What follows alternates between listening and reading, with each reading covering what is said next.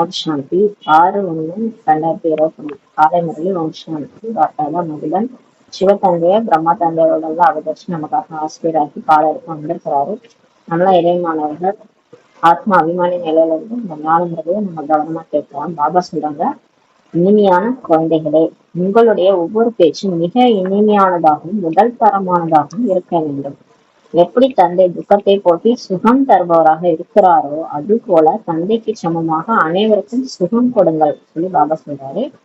இப்ப நம்மளுடைய பேச்சு மிக இனிமையா இருக்கணும். எப்படி பேசினாலே அவங்க வெளியில உள்ளவங்களுக்கு என்ன தெரியும்னா இனிமையா பேசுவாங்க, அப்படிதான் இருக்கணும். முதல் தரமான ஃபர்ஸ்ட் கிளாஸா இருக்கணும்ன்றாரு. பேச்சு ஃபர்ஸ்ட் கிளாஸா இருக்கணும்.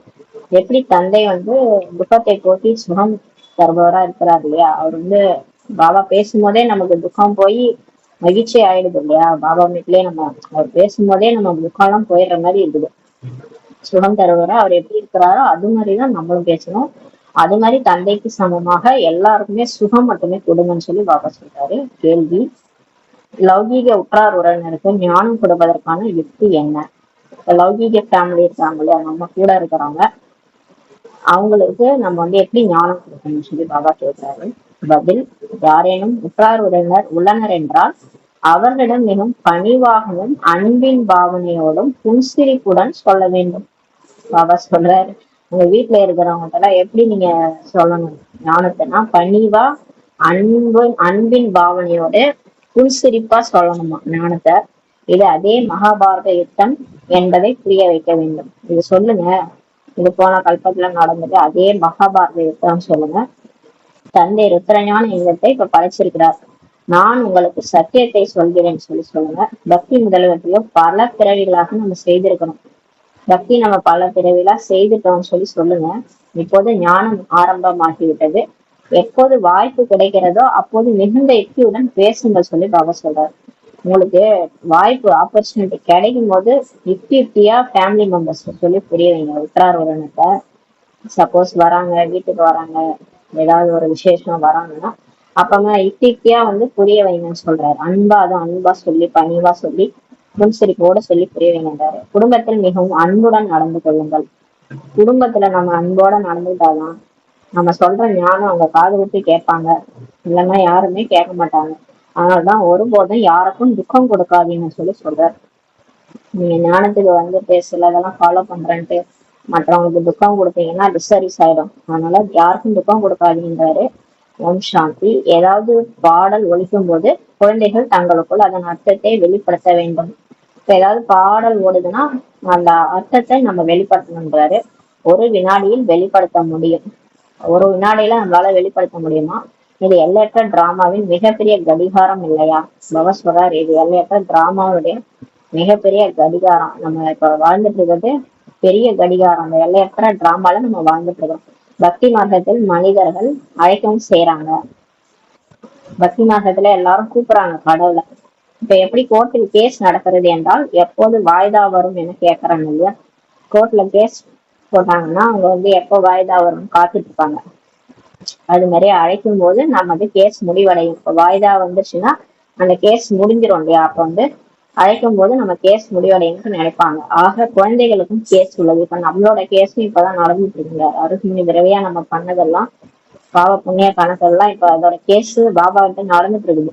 என்ன கேஸ்னா, ராமன் உங்களை துக்கம் மிகுந்தவர்களாக ஆக்கியிருக்கிறான். நம்ம நல்லாதான் இருந்தோம் அரை கல்பம். மீதி 2500 வருஷம் இந்த மாயா எல்லாருக்குள்ளாரையும் பூண்டு எல்லாரையும் துக்கம் மிக்கவங்களா ஆக்கி இருக்குது. இந்த கேஸ் தான் இப்ப நடந்துட்டு இருக்குங்க. உங்கள் கேஸ் பெரிய கோர்ட்டில் தாக்கலாகின்றது. இப்ப உங்க case supreme court. Baba supreme father அவருடைய கோர்ட்ல இப்ப தாக்கல் ஆகுது. தர்மராஜ் கிட்ட நம்மளுடைய கேஸ் தாக்கலாயிருக்கின்றது. மனிதர்கள் அழைத்து கொண்டே இருக்கின்றனர். மனுஷங்க எல்லாரும் கூப்பிட்டுட்டே இருக்காங்க பாபாவை. பாபா வாருங்கள், எங்களை துக்கத்திலிருந்து விடுவீங்கள் என்று கூப்பிடுறாங்க. ஒரு நாள் உங்கள் வழக்கு விசாரிக்கப்படும் சொல்லி பாபா சொல்றாரு. பாபா சொல்றாரு, எல்லாரோட வழக்கும் ஒரு நாள் விசாரிக்கப்படுன்றார். பாபா கேட்கவும் செய்கிறார், டிராமாவின் படி வரவும் செய்கிறார். பாபா எல்லாத்தையும் கேட்கிறாரு. இப்ப டிராமா படி அவர் நேராவே வராரு, சங்கமேகத்துல வராரு, நம்ம கூடவே வாழறதுக்கு வராரு. முற்றிலும் சரியான நேரம் வரும்போது தான் அவரே வராரு. அவர் வந்து எல்லா டைமும் வர்றது கிடையாது. சத்தியகம், திரேதாயுகம், துவாபரயுகம், கலியுகத்திலே பாதி வரைக்குமே அவர் வரல. கடைசி 100 வருஷம் தான் நம்ம கூப்பிட்டதுக்காக வராது. சரியான நேரம் வரும்போது வந்துடுறாரு. அதுல ஒரு வினாடி கூட வித்தியாசமே இருக்க முடியாதுன்னு சொல்றாரு. ஒரு செகண்ட் கூட வித்தியாசம் இருக்க முடியாது. போன கல்பத்துல எப்படி பிரம்மா பாபா உடல்ல வந்தாரோ அதே மாதிரிதான் இந்த தடவை வந்திருக்கிறாரு. எல்லையற்ற கடிகாரம் எவ்வளவு மிக சரியாக செல்கின்றது. இப்ப வந்து கரெக்டா போகுது பாருங்க. இப்போ ஒரு நாளுடைய கடிகாரம் வீட்டுல பாக்குறீங்கல்ல, 24 மணி நேரம் ஓடுது இல்லையா, 1 மணி 2 மணி, அது மாதிரி இந்த எல்லையற்ற கடிகாரம் வந்து கரெக்டா ஓடுது. இந்த மிக சரியா இப்ப சங்கம் யுகம் நடக்குதுன்னு கடைசி 100 வருஷம், 5000 வருஷத்துக்கு கடைசி 100 வருஷத்துல இப்ப போயிட்டு இன்னும் 12 வருஷம் தான் இருக்குன்றாரு. கரெக்டா அந்த 12 அடிச்சுட்டுன்னா புதுயுகம் வந்துரும்ன்றாரு. கரெக்டா ஒரு வினாடி வித்தியாசம் இல்லாம போயிட்டு இருக்குன்றாரு. இங்கே உங்களிடம் இந்த சின்ன கடிகாரங்கள் கூட சரியாக செல்வதில்லை சொல்லி பாபா சொல்றாரு. இப்ப நம்ம வீட்டுல இருக்குல்ல அந்த சின்ன சின்ன கடிகாரம், அது கூட சரியா ஓடாதான். ஆனா இந்த எல்லற்ற கடிகாரம் கரெக்டா ஓடுமா. ஒன்னும் ஒரு செகண்ட கூட மாத்த முடியாதுன்றாரு. யஞத்தின் ஒவ்வொரு காரியம் மிக சரியாக நடைபெற வேண்டும் சொல்லி பாபா சொல்றாரு. இப்ப பாபாவுடைய கணக்குப்படி எல்லாமே கரெக்டா நடந்துட்டு இருக்குது.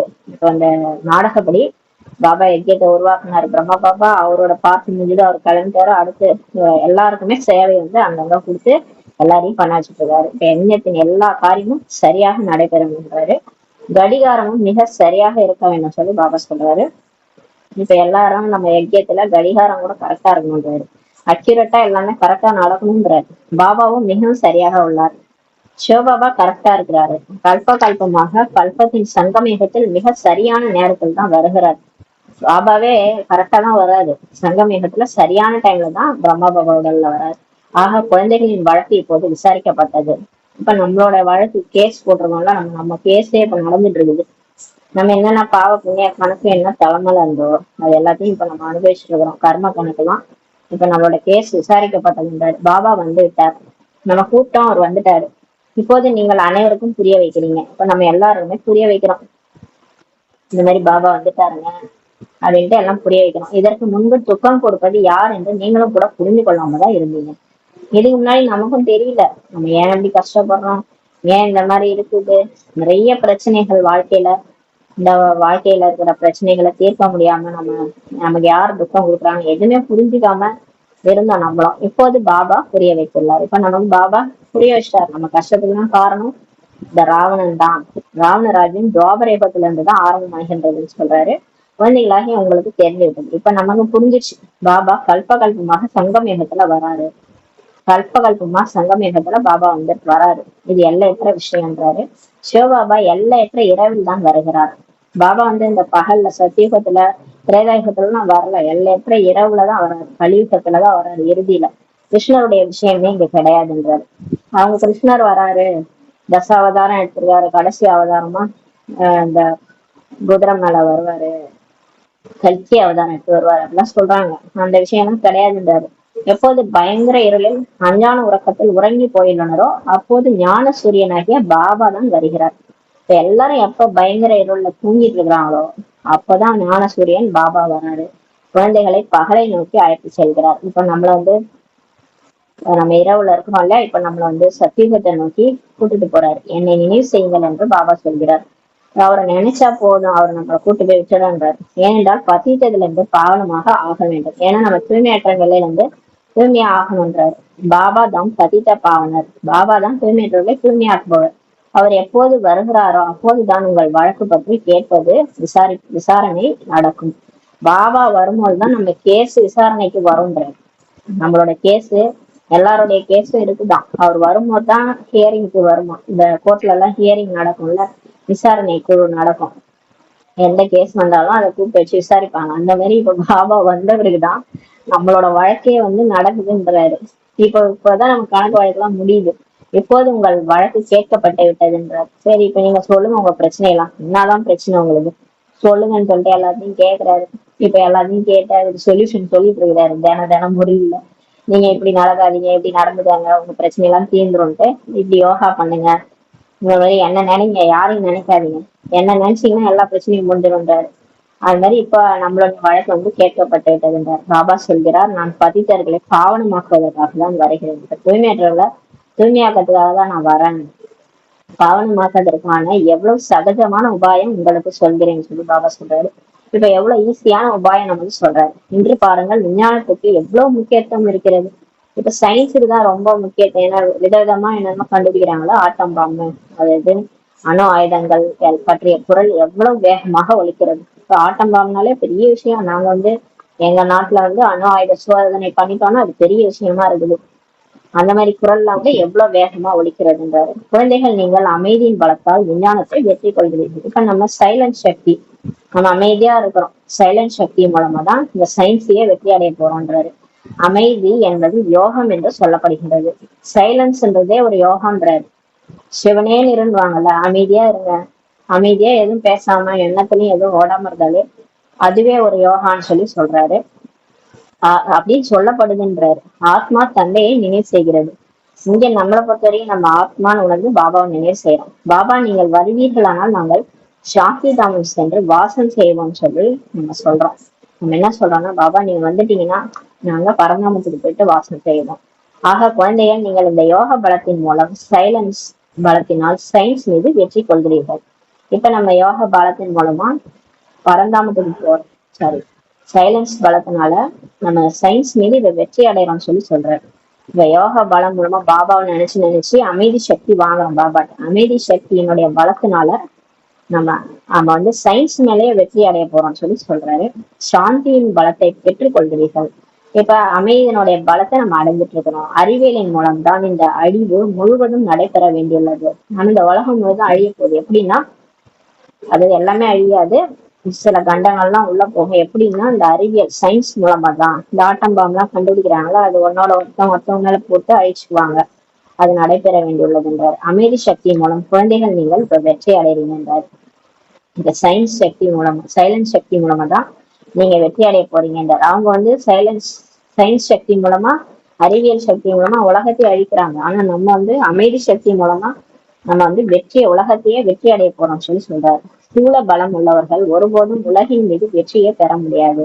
ஆனா இந்த ஆயுத பலம், இந்த கையால சண்டை போறது, சண்டை எல்லாம் போட்டுலாம் யாரும் உலகை வந்து வெற்றி அடைய முடியாதுன்றாரு. இப்ப போர் புரிஞ்சு ஒரு ஒரு ஒரு நாட்டு மேல இன்னொரு நாட்டு குண்டு போட்டு இப்படிலாம் வெற்றி அடைய முடியாதுன்றாரு. ஏன்னா அது மாதிரி நாடகத்திலே இல்லைன்றாரு. இந்த பாயிண்ட்களையும் கூட நீங்கள் கண்காட்சியில் எழுத வேண்டும். இந்த மாதிரி பாயிண்ட் எல்லாம் நீங்க கண்காட்சியில எழுதுங்க. அப்பதான் உலக மக்களுக்கு தெரியும் எதுக்கு இந்த கண்காட்சி வச்சிருக்காங்க, எதுக்காக இப்படி எல்லாம் மெனக்கெட்டு செய்யறாங்க இந்த சேவைன்றது அவங்களும் புரிஞ்சுக்குவாங்க. ஏன்னா இனிமே இதெல்லாம் நடக்க போகுது அப்படின்னு அவங்களும் தெரிஞ்சுக்குவாங்க. டெல்லியில அதிக சேவை நடைபெற முடியும். பாபா சொல்ற, டெல்லி முக்கியமான ஸ்தானம், அதுதான் வந்து தலைநகர் இல்லையா நம்ம பாரத நாட்டுக்கு. ஏனென்றால் டெல்லி அனைவருக்கும் தலைநகரமாக உள்ளது. உங்களுக்கும் கூட டெல்லி தான் தலைநகரமாக. சொர்க்கத்துல கூட டெல்லியில தான் வந்து சொர்க்கம் இருக்கும். சொர்க்கத்துக்கு வந்து அது கூட தான், அங்கதான் வந்து தலைநகரம் இருக்குன்னு சொல்றாரு. டெல்லிக்குள்ளாவே லட்சுமி நாராயணனுடைய அரண்மனை மாதிரி இருக்குன்னு சொல்லியிருக்கிறாரு ஒரு முறையில. டெல்லி தான் பரிஸ்தான் என சொல்லப்படுகிறது. டெல்லியை தான் நம்ம வந்து சொர்க்கம்னு சொல்றோம். பாண்டவர்களுக்கு கோட்டையே கிடையாது. விரோதிகள் படையெடுக்கும் போதுதான் கோட்டை கட்ட வேண்டிய அவசியம் உள்ளதுன்னு சொல்றாரு. உங்களுக்கு கோட்டை முதலியவற்றின் தேவையே இருக்காது. உங்களுக்கு கோட்டையே தேவையில்லைன்றாரு. நீங்கள் அறிவீர்கள், நம் அமைதியின் பலத்தினால் நமது ராஜ்யத்தை இப்போது ஸ்தாபனை செய்து கொண்டது. நமக்கு வந்து பாதுகாப்பு எல்லாம் தேவையில்லைன்னா நமக்கு அமைதி சக்தி தான் பாதுகாப்புன்றாரு. நீங்க அமைதியா இருந்த அமைதி சக்தியை உலகம் ஃபுல்லா பரப்புனாலே போதும்ன்றாரு. அது மூலமாவே நம்ம ராஜ்யம் ஸ்தாபனை ஆயிட்டு இருக்குன்றாரு. அவர்களுடையது செயற்கையான அமைதி, உங்களுடையது உண்மையான அமைதின்னு சொல்லி பாபா சொல்றாரு. இப்ப ஞானத்தின் பலம் சாந்தியின் பலம் என சொல்லப்படுகிறது. இப்ப ஞானத்தினுடைய பலம் நமக்கு இருக்குது, அமைதி சக்தியினுடைய பலம் இருக்குதுன்றாரு. ஞானம் என்பது படிப்பாகும். இந்த படிப்பு நம்ம படிச்சுதான் நம்ம பாபாவை நினைக்கிறோம். பாபா நம்ம கூட இது மூலதான் பேசிட்டு இருக்கிறாரு. பாபா நினைக்க நம்ம அமைதி சக்தியும் கிடைக்குது. படிப்பினால் தான் பலமே கிடைக்கின்றதுன்னு சொல்லி பாபா சொல்றாரு. இப்ப படிச்சுதான் நமக்கு சக்தி கிடைக்குன்றாரு. Police superintendent ஆகின்றனர். எவ்வளவு பலம் உள்ளது பாருங்க. படிச்சு இந்த சிலர் வந்து சாதாரணமா படிச்சாதானே பலம் கிடைக்குதுன்றாரு. லௌகிக்கத்துல கூட படிச்சா பலம் இருக்கு இல்லையா. படிச்சு போலீஸ் ஆகுறாங்க, போலீஸ் ஆகி சூப்பரண்ட் ஆயிடுறாங்க. எவ்வளவு பலம் இருக்குது இல்லையா, அவ்வளவு அதிகாரம் இருக்குது. படிப்புனால அவ்வளவு அதிகாரம் இருக்குன்னு சொல்லி பாபா சொல்றாரு. அவை அனைத்தும் உலகிய விஷயங்கள். இது எல்லாமே உலகிய விஷயங்கள், துக்கம் தருபவைதான். போலீஸ் ஆனா மட்டும் எங்க நிம்மதியா இருக்க முடியுது? நிம்மதியா இருக்க முடியலன்னா அதிகாரம் இருக்கு, இருந்தாலும் நிம்மதியா ஒரு வேளை சாப்பிட முடியாது, தூங்க முடியாது, பிரச்சனையாவே இருக்கும். அதையே போய் சால்வ் பண்ணணும். சிலருக்கு டிப்ரெஷன்லாம் கூட ஆயிடுது. உங்களுடைய ஒவ்வொரு விஷயமும் இப்போ அது ஆன்மீகமானதுன்னு சொல்லி பாபா சொல்றாரு. இப்ப நம்மளுடைய விஷயம் எல்லாமே ஆன்மீகமானதுன்றாரு. நம்ம வந்து அந்த மாதிரி விஷயங்கள், நம்மளோட படிப்பு எல்லாமே ஆன்மீகமானதுன்றாரு. உங்கள் வாயிலிருந்து என்னென்ன வார்த்தைகள் வெளிவருகின்றனவோ அந்த ஒவ்வொரு வார்த்தையும் அப்படி முதல் தரமான இனிமையானதாக இருக்க வேண்டும் சொல்லி பாபா சொல்றாரு. நம்ம என்ன வார்த்தை பேசுறோமோ அது வந்து நமக்கு ஃபர்ஸ்ட் கிளாஸான இருக்கணும். இனிமையானதான வார்த்தை தான் நம்ம பேசணும், அதுல கவனம் வைக்கணும்ன்றாரு. அதை கேட்பவர்கள் குஷி அடைய வேண்டும், அதை கேட்கறவங்க குஷி அடையணும்ன்றாரு. எப்படி பாபா துக்கத்தை போக்கி சுகம் தருபவராக இருக்கிறாரு, அது போல் குழந்தைகளாகி நீங்களும் கூட அனைவருக்கும் சுகம் கொடுக்க வேண்டும். இப்ப பாபா பேசுறாருல, நம்மள ஏதாவது திட்டுறாரா, நமக்கு சொல்றத அழகா சொல்லி புரிய வைக்கிறாரு. எடுத்தவனே அவர் யாரையும் வந்து திட்டுறது கிடையாது. அவர் அப்படியே துக்கத்தை போக்கி சுகம் கொடுக்குறவர் மாதிரி பேசுறாரு. அது போல நம்மளும் சுகம் கொடுக்கணும்ன்றாரு. குடும்பம் பரிவாரத்துல கூட துக்கம் முதலென ஏற்படக்கூடாது. இப்ப பிரச்சனையே நம்ம குடும்பத்துல இருக்கிறவங்களோட நமக்கு ஏதோ கணக்கு வழக்குனால நமக்கு வந்து பிரச்சனை வருது, துக்கம் எல்லாம் ஏற்படுது. அதனால நம்ம பாபா சொல்றாரு, இப்ப வந்து பரிவாரத்துக்குள்ளார ஒரு துக்கம் முதலென ஏற்படக்கூடாதுன்றாரு. எங்க இருந்தாலும் சம்ஸ்காரம் முதல்ல ஆகக்கூடாதுன்றாரு. விதிமுறைப்படி அனைவரும் நடந்து கொள்ள வேண்டும். கரெக்டா ஸ்ரீமத் படி நடந்துக்காங்க. பாபா வந்து என்ன முரளியில சொல்றாரோ அதுபடி நடந்துன்றாரு. பெரியவர்களிடம் அன்போடு நடந்து கொள்ள வேண்டும். இப்ப நம்மளோட வயசுல பெரியவங்களா இருக்கிறாங்கன்னா அவங்கள்ட்ட அன்பா நடந்துக்கோங்க. வாயிலிருந்து அத்தகைய இனிமையான முதல் தரமான வார்த்தைகள் வெளிவர வேண்டும் சொல்லி சொல்றாரு. நம்ம பேசுற வார்த்தைகள் முரளியதான் நம்ம பேசணும். பாபா சொல்றதைதான் நம்ம பேசணும். நல்ல முதல் தரமான வார்த்தைகள் தான் வெளியே வரணும்ன்றாரு. அதை கேட்டு அனைவரும் குஷி அடைய வேண்டும். நம்ம பேசுற வார்த்தையை கேட்டாலே மற்றவங்க குஷி அடையணும்ன்றாரு. சொல்லுங்கள், சிவபாபா சொல்கிறார், மன்மனா பவன். எல்லாத்தையும் சொல்லுங்க, கடவுளே வந்து சொல்றாரு. மன்மனா பவன்ட்டு மந்திரம் கொடுக்குறாரு. என்னன்னா ஆத்மான்னு புரிஞ்சுக்கிட்டு இந்த தேக தர்மத்தை எல்லாத்தையும் மறந்துட்டு ஆத்மான்னு புரிஞ்சுட்டு கடவுளை நினைங்கன்னு சொல்லி சொல்லுங்க. உயர்ந்தவரிலும் உயர்ந்தவன் நான். என்னை நினைவு செய்வதன் மூலம் தான் உங்களுடைய பாவங்கள் விநாசமாகும் சொல்லி பாபா சொல்றாரு. விக்கிரமங்கள் விநாசமாகும் எப்பன்னு பாபா நினைச்சாதான். மிக அன்போடு உரையாட வேண்டும். யாராவது பெரிய சகோதரர் என்றால் சொல்லுங்கள், தாதாஜி என்னை நினைவு செய்யுங்கள் என்று சிவபாபா சொல்கிறார். அன்பா புரிய வைங்க. வீட்டுல யாராவது வயசானவங்க இருக்கிறாங்க, பெரிய சகோதரர் யாராவது சொல்லுங்க, என்னை நினைவு செய்யுங்கள் சிவன் சொல்றாரு, கடவுளை சொல்றாருன்னு சொல்லுங்க. சிவபாபா ருத்ரன் என்று சொல்லப்படுகிறார். சிவபாபா ருத்ரன் தான் நம்ம சொல்றோம் இல்லையா, பக்தியில கூட ருத்ரன் சொல்லுவாங்க. அவர் தான் ஞான யஞத்தையே இப்ப படைக்கின்றார்.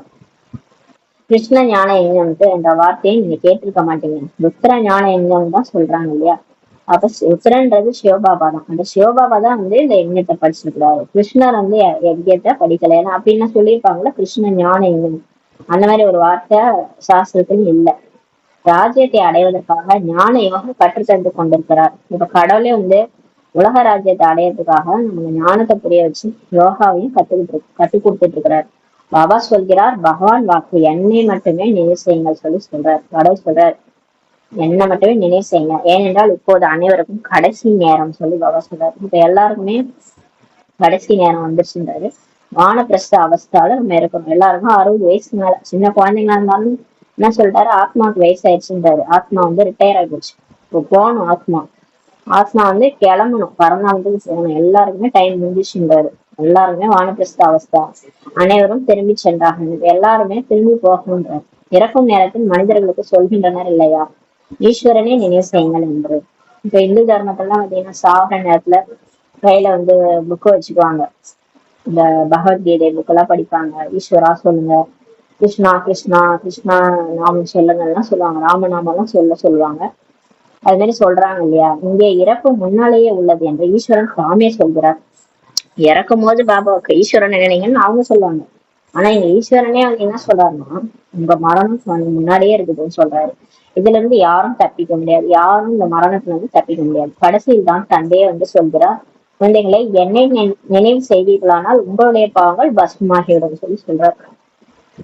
இப்ப கடைசியாதான் வந்து சொல்றாரு. இதுக்கு முன்னாடி வந்து சொன்னா நம்மளாம் கேட்டிருப்போமா, துவாபரயுகம் கலியுகம்லாம் நிறைய வாழ்க்கை வாழ்ந்து வந்துட்டோம். கடைசி பிறவில தான் ஏதோ ரொம்ப ஆத்மான பேட்டரி லோ ஆன பிறகுதான் அவர் பேச்சே நம்ம கேட்கறோம். ஏன்னா அவரை விட்டு அவர் வழியே இல்லைன்ற மாதிரி இப்ப இருக்குது இல்லையா. இப்பதான் வந்து அவரே சொல்றாரு, குழந்தைகளே என்னை நினைவு செஞ்சீங்கன்னா உங்க பாவம் பஸ்மம் ஆகிடும்ன்றாரு. இது நினைவின் அக்னி என சொல்லப்படும். பாபா சொல்றாரு, இதுதான் பாபாவும் நம்மளும் நினைக்கிறது. அவர் நம்மள நினைப்பாரு, நம்ம அவரு நினைப்போம். அவருக்கு கூட நினைக்கணும்னு அவசியம் கிடையாது. ஆனா நம்ம தான் அவரை நினைச்சா பாவம் போயிடும். நம்ம அவரை நினைக்கிறது தான் நினைவின் அக்னி என சொல்லப்படுகிறார். தந்தை உறுதி தருகிறார். கடவுளே நமக்கு உறுதி அளிக்கிறார். இதில் உங்கள் பாவங்கள் பஸ்மமாகிடும் சொல்றாரு.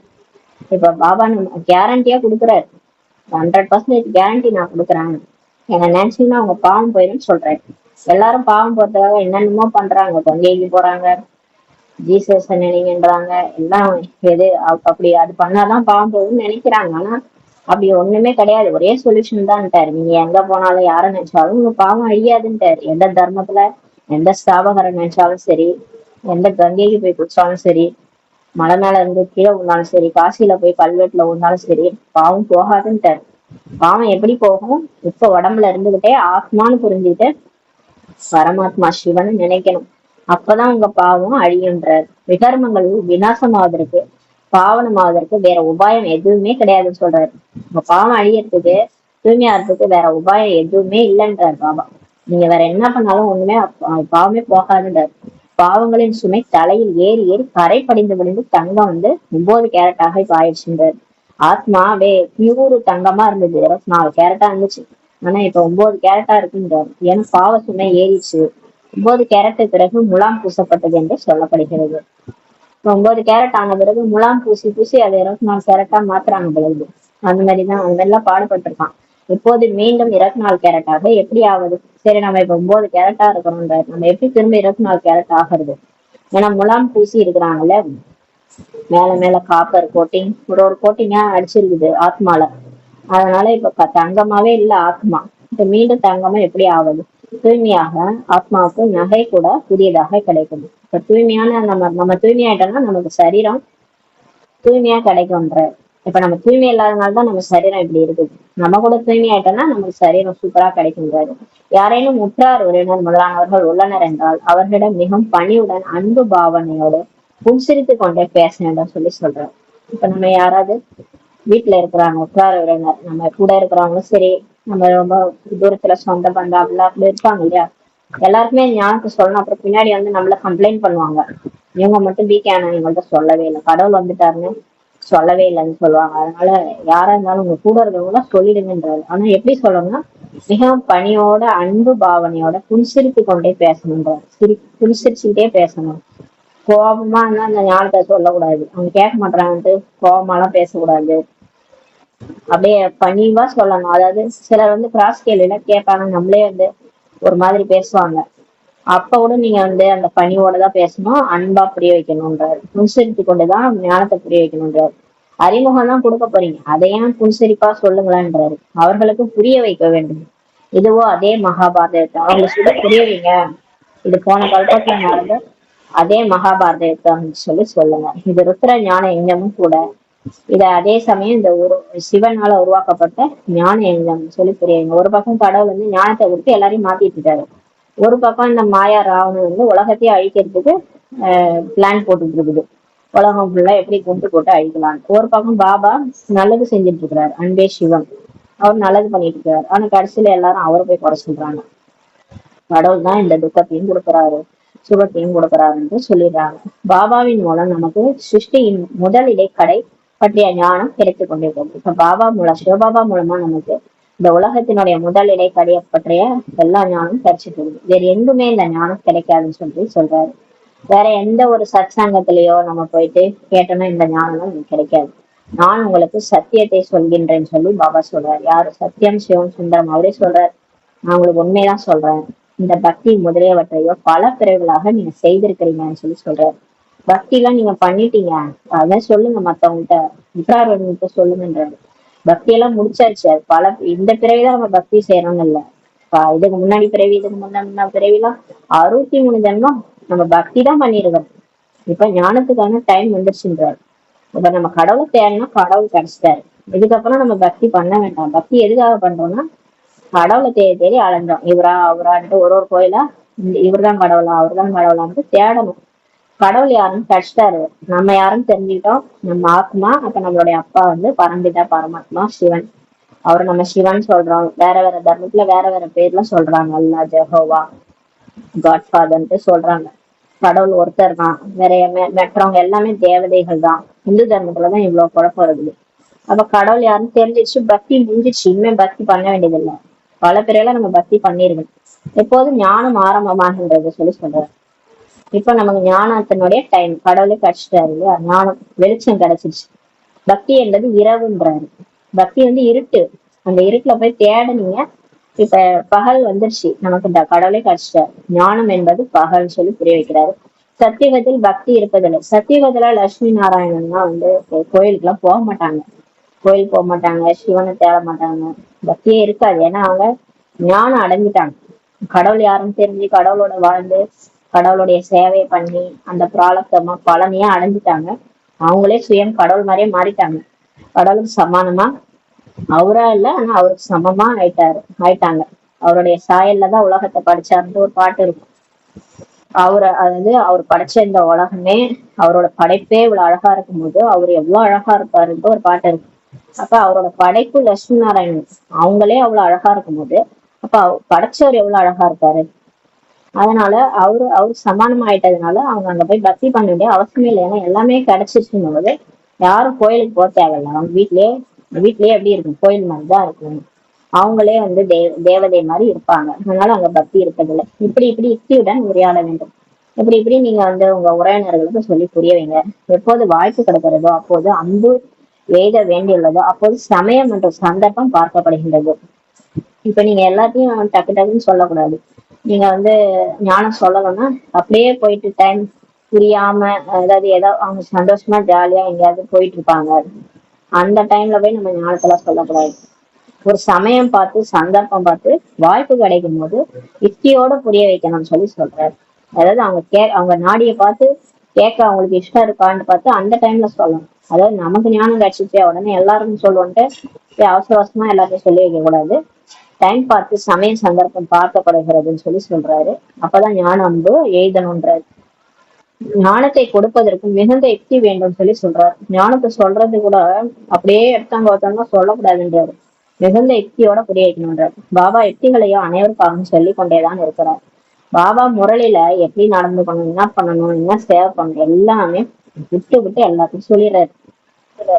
அப்பா குழந்தைகளுக்கு என்ன செய்யணும்ட்டு வாயில வாழைப்பழத்தை வைக்காத குறைதான், முழுங்க மட்டும்தான் சொல்றாரு.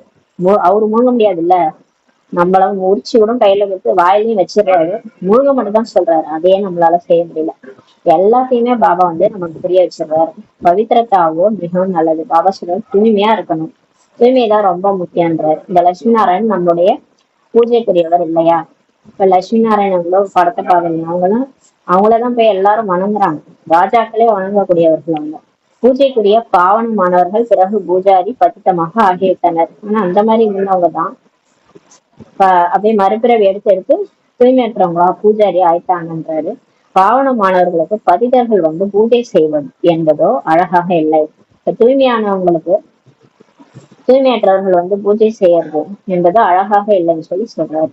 அநேகரோ பதிதர்களிடமிருந்து விலகி ஓடுகின்றனர். இப்ப தூய்மையற்றவர்களை பார்த்தாலே பிடிக்காதுல யாருக்கும், ஓடிடுவாங்க, அவங்கள்ட்ட எல்லாம் இருக்க மாட்டாங்க. வல்லபாச்சாரி ஒருபோதும் கால்களை தொட விடுவதே இல்லைன்னு சொல்லி சொல்றாரு.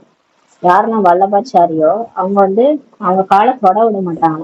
இவர்கள் மோசமான அசுத்தமான மனிதர்கள் என்று அவர் புரிந்து கொண்டுள்ளார். இந்த வல்லபாச்சாரி அந்த காலை தொட விட மாட்டாங்க. ஏன்னா அசுத்தமானவங்களை விட தன்னுடைய காலை தொட விட மாட்டாங்க. அதை ஏதோ சொல்லியிருக்கிறாரு. அசுத்தமான மனிதர்கள் புரிஞ்சுட்டு வரோம். கோயில்களில் கூட எப்போதுமே பிராமணர்களுக்கு தான் மூர்த்தியத்தோட அனுமதி இருக்கிறது. இப்ப லட்சுமி நாராயணன் கோயில் மற்ற கோயில் எல்லாம் பாத்தீங்கன்னா நம்மளெல்லாம் உள்ள விட மாட்டாங்க. நம்ம கடவுளை தொடலாம் அனுமதியே கிடையாது. பிராமணர்கள் தான் அந்த யாரெல்லாம் அந்த பூஜை செய்யறாங்களோ, அந்த அபிஷேகம் பண்றாங்களோ, அவங்கதான் பூணூல் போட்டிருப்பாங்க. அவங்கதான் மூர்த்தியை கூட தொட முடியும். லட்சுமி நாராயணன் சிலையெல்லாம் நம்மளெல்லாம் தொடவே விட மாட்டாங்க. சூத்திர மனிதர்கள் உள்ளே சென்று தொட முடியாது. சாதாரண மனிதர்கள் இருப்பாங்களே வெளி உலகத்துல, அவங்க எல்லாம் போயிட்டு மூர்த்தியை தொட முடியாதுன்றார். இங்கே பிராமணர்கள் தான் அதற்கு ஸ்நானம் முதலியன செய்விக்கின்றனர். அங்க எல்லாமே அந்த கோயில்ல பாத்தீங்கன்னா பிராமணர்கள் இருப்பாங்க. அவங்கதான் சிலைக்கு ஸ்நானம் எல்லாம் செய்வாங்க, குளிப்பாட்டல் எல்லாம் செய்வாங்க. வேற யாரையும் உள்ளே செல்ல அனுமதிப்பதில்லை. திருப்பதி கோயில்லாம் பாத்தீங்கன்னா யாரையுமே உள்ள விட மாட்டாங்க. வித்தியாசமும் உள்ளது இல்லையா பாருங்க. அப்ப லட்சுமி நாராயண சிலைக்கு எல்லாம் எவ்வளவு வித்தியாசம் இருக்கு, அவங்க எந்த அளவுக்கு வச்சிருக்கிறாங்கன்னு பாருங்க. இப்போது அவர்களோ குக வம்சாவளி பிராமணர்கள். ஆனா அந்த பூஜைக்கு, அந்த சிலைக்கு பூஜை செய்யறவங்க விகாரி பிராமணர்கள் தான். அவங்க கூட பை பர்த் அந்த அம்மா வயிற்றுலதான் பிறந்து வராங்க, விகாரத்தின் மூலமா தான் பிறந்து வராங்க. அந்த பிராமணர்கள் தான் வந்து சிலைக்கு வந்து அவங்க பூஜை செய்யறாங்க. நீங்கள் முக வம்சாவளி. ஆனா நம்ம பாருங்க, நம்ம இந்த பிறவி, இந்த போன பிறவி முடிஞ்சு போச்சு, இந்த பிறவி இப்போ பிரம்மா வாய் மூலமா பிறந்திருக்கிறோம். தூய ஜென்மம் எடுத்தவங்க நம்ம. பிரம்மா பாபா, அவ்யக்த பிரம்மா பாபாவுடைய அவர் வந்து மேல இருந்து நம்ம செலக்ட் பண்ணியிருக்கிறார். அவரோட முக வம்சாவளி பிராமணர்கள், நம்ம உண்மையான பிராமணர்கள். நீங்கள் அந்த பிராமணர்களுக்கு நன்றாக புரிய வைக்க முடியும். இப்ப நீங்க போயிட்டு கோயில்ல அவங்களுக்கு நல்லா புரிய வைக்க முடியும்னு சொல்றாரு. பிராமணர்கள் 2 வகை இருக்கிறாங்க. ஒன்று பிரஜாபிதா பிரம்மாவின் முக வம்சாவளி, இரண்டாவது குக வம்சாவளி. 2 வகையான பிராமணர்கள் இருக்கிறாங்களாம். ஒருத்தவங்க வந்து பிரம்மா பாபா மூலமா நம்மளாம் வந்திருக்கோம், முக வம்சாவளி. பிரம்மா பாபா முகத்தை பார்த்து நம்ம வந்திருக்கோம். அவர் உடம்புல சிவபாபா வந்து நம்மளை தேர்ந்தெடுத்திருக்கிறாரு. நம்மளாம் வந்து ஒரு வகையான பிராமணர்கள். இன்னொரு வகை வந்து வயிற்று வழியா பிறந்து வந்தவங்க, குக வம்சாவளி. அந்த கோயில் எல்லாம் பூஜை செய்யறாங்களா பூஜாரிகள், அவங்க வந்து குக வம்சாவளின்னு சொல்றாரு. பிரம்மாவின் முக வம்சாவளி பிராமணர், உயர்ந்தவர்களும் உயர்ந்தவர்கள் சொல்லி பாபா சொல்றாரு. இப்ப நம்ம தான் வந்து பிரம்மா மூலமா பிறவி எடுத்தாங்க. அப்ப வந்து நம்ம உயர்ந்தவர்களும் உயர்ந்தவர்கள் சொல்லி பாபா சொல்றாரு. யஞத்தை படைக்கின்றார் என்றாலும் பிராமணர்கள் நியமிக்கப்படுகிறார்கள். சிவபாபா யஞத்தை படிச்சாலும் அதுக்காக பிராமணர்கள் அங்கங்க நியமிக்கப்பட்டிருக்கிறாங்க சொல்லி சொல்றாரு. அதாவது பாபா தான் வந்து மெயின், அவர் வந்து நம்மளை கருவியாக்கி வச்சிருக்கிறாரு, அங்கங்க நியமிக்கப்படுகிறார்கள்ன்றாரு. இது பிறகு ஞான யஞம் ஆகும்னு சொல்லி பாபா சொல்றாரு. பிராமணர்களுக்கு ஞானம் கிடைக்கிறது என்றால் பிறகு தேவதை ஆகின்றனர். இப்ப நம்ம வந்து பிராமணன் ஆயிட்டோம், பிகே ஆயிட்டோம்னா நமக்கு ஞானம் கிடைக்கும் போது சிவபாபாவே கொடுக்குறாரு ஞானம். கடவுளே வந்து கொடுக்குற ஞானம் நமக்கு கிடைக்குது. நமக்கு கிடைக்கும் போதுதான் நம்ம தேவதை ஆகணும்ன்றாரு. வர்ணங்களும் புரிய வைக்கப்பட்டிருக்கிறது. இப்ப நமக்கு எல்லா வர்ணங்களையும் புரிய வச்சிருக்காரு. நீங்க தேவதையா இருந்தீங்க, அப்புறம் நீங்க வந்து சத்திரியரா இருந்தீங்க, அதுக்கப்புறம் வைசியரா இருந்தீங்க துவாபர யுகத்துல, அப்புறம் சூத்திரராகி இப்ப பிராமணர் ஆயிருக்கீங்க. எல்லாத்தையும் புரிய வச்சிருக்காரு. யார் சேவாதாரி குழந்தைகள் உள்ளனரோ அவர்களுக்கு சதா சேவையின் ஆர்வம் இருக்கும். யார் சேவாதாரி குழந்தைகளோ அவங்க எப்பயுமே இந்த ஞானத்தை எப்படி புரிய வைக்கலாம், எப்படி எல்லாம் சொல்லலாம், ஞானத்தை சிந்தனை பண்ணிட்டே இருப்பாங்க. அது சேவையின் போது எப்படி புரிய வைக்கணும்ன்ற ஆர்வம் அவங்களுக்கு இருக்கும். எங்காவது கண்காட்சி இருக்குமானால் நாம் போய் இப்படி இப்படி பாயிண்ட்களை புரிய வைக்க வேண்டும் என்று உடனே சேவைக்காக ஓடுவார்கள். இப்ப கண்காட்சி நடக்குதுனாலே உடனே போயிடுவாங்க, நான் போயிட்டு புரிய வைக்கணும்ட்டு போவாங்க. கண்காட்சியிலோ பிரஜைகள் உருவாகுவதற்கான வேகமான வழி இருக்கிறதுன்றது. இப்ப கண்காட்சி எங்கேயா நடக்குதுன்னா உடனே போயிருங்க. ஏன்னா அங்க நிறைய பேர் வருவாங்க, கேட்பாங்க இல்லையா, அப்ப பிரஜைகள் நிறைய பேர் உருவாக்குவாங்கன்றாரு. தாமாகவே ஏராளமானவர்கள் வருகின்றனர். நிறைய பேர் கூப்பிடாமலே வராங்கன்னு சொல்றாரு. ஆக புரிய வைப்பவர்களும் திறமைசாலியாக இருக்க வேண்டும். அதனால அங்க நம்ம புரிய வைக்க போறோம் இல்லையா, அந்த புரிய வைக்கக்கூடியவர்கள் திறமைசாலியா இருக்கணும்ன்றாரு. ஞானத்தை நல்லா புரிஞ்சுட்டு சரியா புரிய வைக்கிறவங்களா இருக்கணும்ன்றாரு. யாராவது முழுமையாக புரிய வைக்கவில்லை என்றால் பிகேகளிடம் இந்த குறைவான ஞானம் தான் இருக்கிறது என்று சொல்வார்கள். இப்ப நம்ம பாயிண்ட் எல்லாம் மறந்துட்டோம், அங்க போய் சரியா புரிய வைக்கலன்னா அவங்க என்ன சொல்லுவாங்க, வெளியில போயிட்டு எங்கள்கிட்ட குறைவான ஞானம் தான் இருக்குன்ட்டு சொல்லிடுவாங்களாம். சேவையில் உண்டான ஏற்பாடு அப்ப டிஸ்சர்வீஸ் ஆயிடும் சொல்லி பாபா சொல்றாரு. கண்காட்சியில் அப்படி ஒரு சுறுசுறுப்பானவர் இருக்க வேண்டும். அவர் கைடுகளை பார்த்து கொண்டே இருக்க வேண்டும். ஒவ்வொரு கண்காட்சியிலும் நல்லா சுறுசுறுப்பானவங்க பிகே யாராவது இருக்கணும். அவங்க எல்லாரையும் பார்த்துக்கிட்டே இருக்கணும், எல்லாரும் கரெக்டா புரிய வைக்கிறாங்களான்னு பார்க்கணுன்றாரு.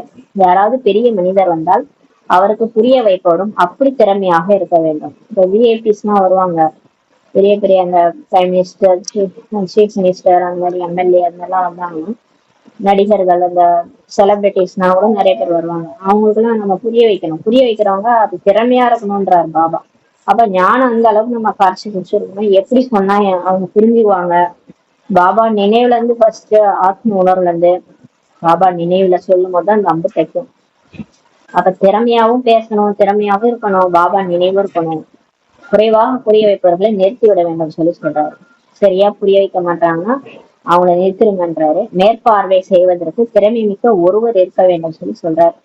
இப்ப வந்து மேற்பார்வை எல்லாம் கரெக்டா நடக்குதான்ட்டு பாக்குறதுக்கு திறமை மிக்கவங்க ஒருத்தவங்க இருக்கணும். அந்த டேலண்ட் இருக்கும் கண்டிப்பா. பாபா கருவியா செலக்ட் பண்ணியிருப்பாரு, அவங்கள அந்த திறமை அவங்களுக்கு கொடுத்திருப்பாரு. அவங்க அந்த இடத்துல இருக்கணும்ன்றாரு. நீங்களும் மகாத்மாக்களையும் கூட அழைக்க வேண்டும். பாபா சொல்றார், நீங்க நிறைய பேரை கூப்பிடலாம்.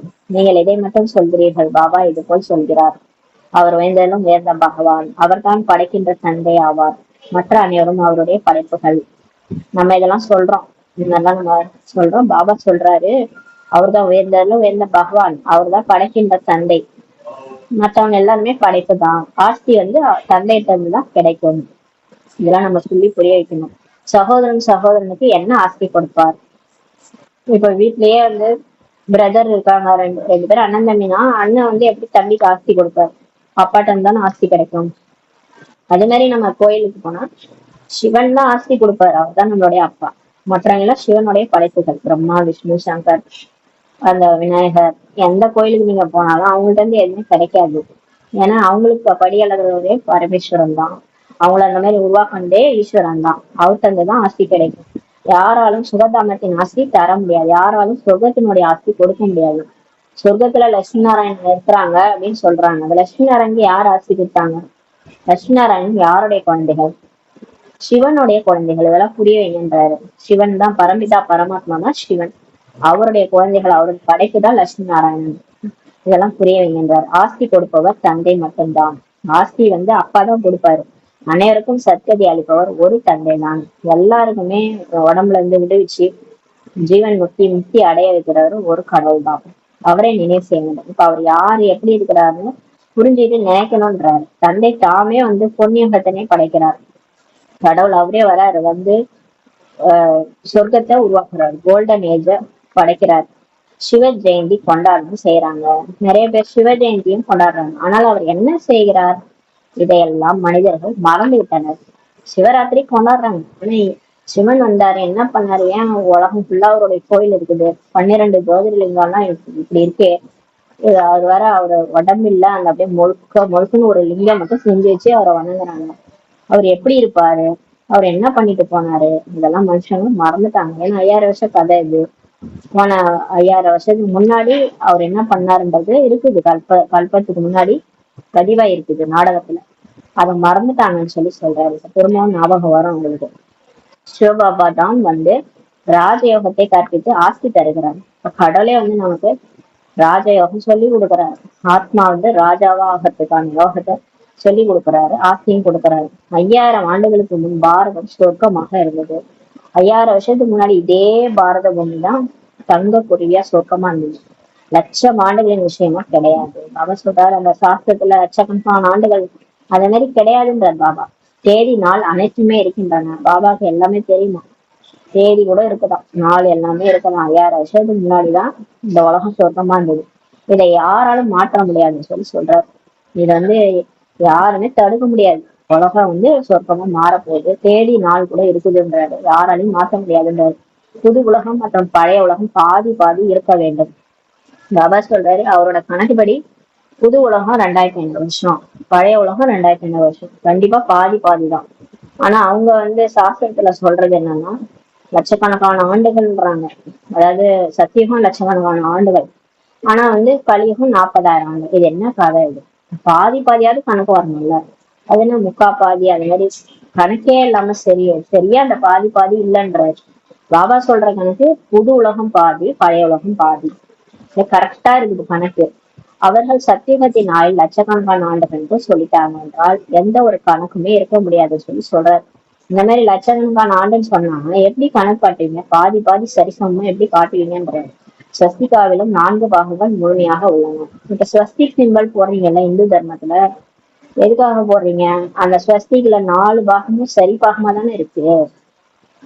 சரி பாகம்னா அந்த 4 அந்த நம்ம ஸ்வஸ்திக் சிம்பல் போடும்போது 4 பிரிவா இருக்கு. அந்த 4 பிரிவும் ஒரே பாகம் தான். அதாவது ஃபர்ஸ்ட் பார்ட் எவ்வளவு இருக்கோ அதேதான் 2வது பார்ட்.